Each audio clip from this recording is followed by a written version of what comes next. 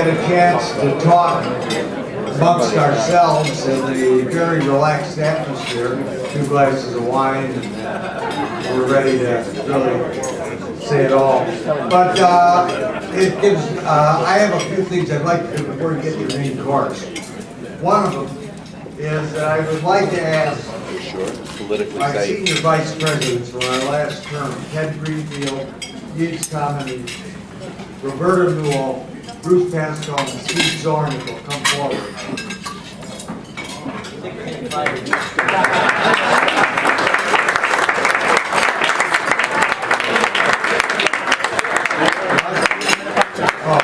Okay, I understand I only got 4 out of 5. Well, that's not bad. In baseball, if you can get 800, that's very good. Unfortunately, Yates had to go back to Paris tonight, so he's not with me. This was my team, let me tell you, when I came into office as the president, these were the guys that I really relied on, and they did a yeoman job. And I just thought it was fitting that I could present to them a little plaque for them. Steve, I'll read what is on Steve's, but it's actually on all of them. Steve Zorn, in grateful appreciation for outstanding service to the Neighborhood International as Senior Vice President here September 10, 2012, Washington, D.C. Thank you, Steve.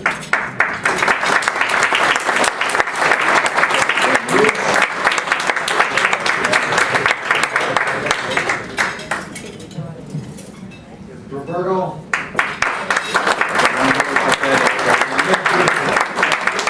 You know, a president is only as successful as his officers. And when senior officers are willing to step up, replace the president where he can't be, you know, it's impossible for the president to be everywhere.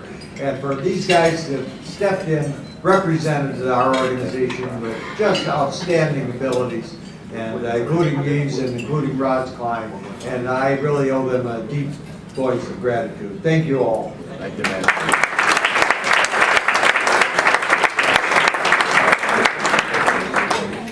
Now I want to introduce the guy who really makes the job a little bit easier. And he's got some announcements to make, and that's our Executive Vice President, Dan Mariaschin. Dan.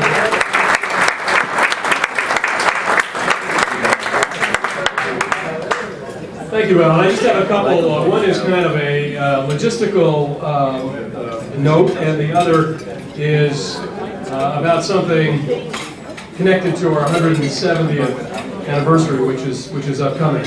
Tomorrow morning, there will be a briefing breakfast at 8 o'clock with Eric Fussfield, who's our Director of Legislative Affairs, also is Deputy Director of the Center for Human Rights and Public Policy, Rachel Goldberg, who is the resident expert on all things seniors. You read her column, I'm sure, when the magazine comes out, and she is really an expert on aging and senior issues.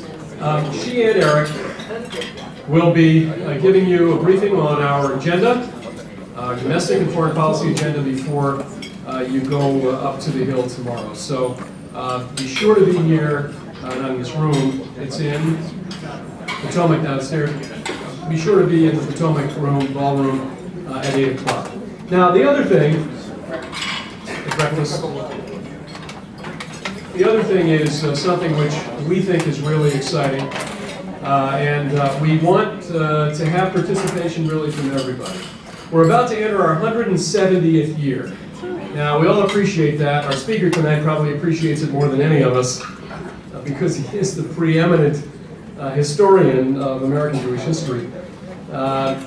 But we're about to enter our 170th year, and we're very proud of it. 1843 is kind of etched in our DNA and our B'nai B'rith DNA.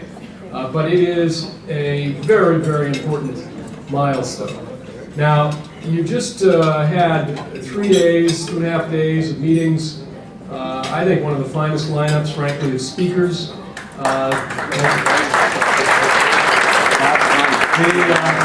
The only thing probably we could have done better, I think, was to have a longer Q&A period after each speaker, but if we had done that, We probably only be about halfway through our schedule right now. But other than that, I think it was good. But as they say, these meetings just don't happen out of thin air. And our entire program, of course, doesn't happen out of thin air.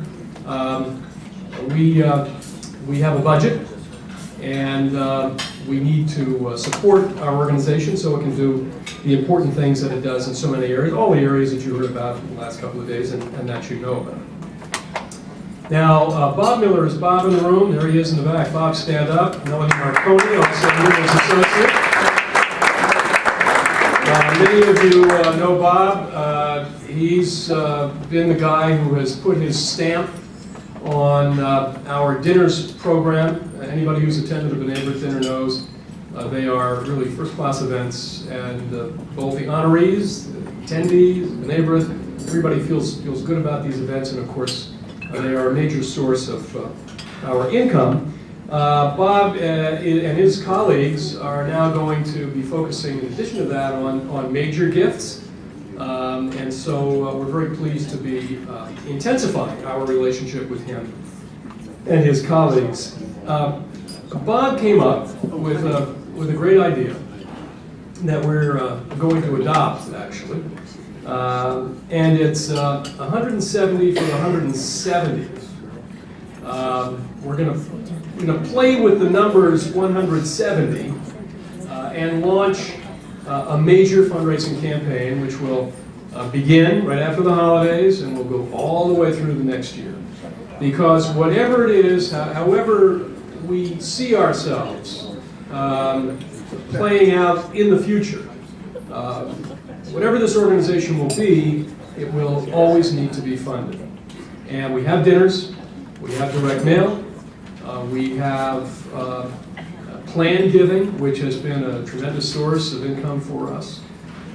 We have other sources of income. But what we want, starting especially with this group, because you are the leadership of this organization, we are really looking for each and every one of you, self-included, everybody, to increase their gift during this 170 for the 170th campaign year. Now, you're going to be hearing more about it.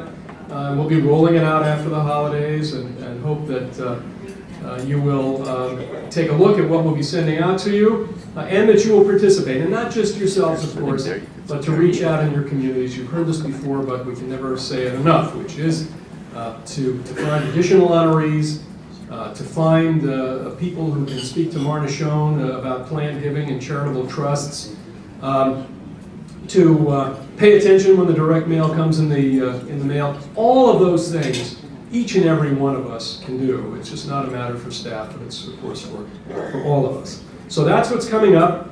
We want to announce it here and launch it here as we are about to go into our 170th year, something very, very much to be proud of. And you'll be hearing, as we say, more about it in the next few weeks. So with that, Allan?